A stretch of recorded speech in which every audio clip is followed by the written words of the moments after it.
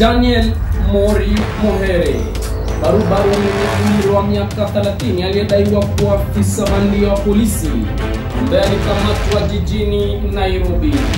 Hata hivyo, maswali yalipoibuka kutoka kwa Wakenya yakadhihirisha kuwa serikali na idara ya polisi ilikuwa inajua mengi kuhusu Muhere. Kwani hata hivyo, ikiwa Daniel Mori Muhere alidaiwa kuwa afisa bandia wa polisi kwa takriban miaka 2 huku akivalia magwanda rasmi ya polisi, je, kazi na idara ya polisi ilikuwa gani? Ukitaka majibu ya maswala yote haya, ungana nami mwanahabari wa Kumpekuzi Chikizi kwa mengi na mchipuko zaidi. Muhammad Ali Nyota nikiripotia Darubini ya MTV Nairobi.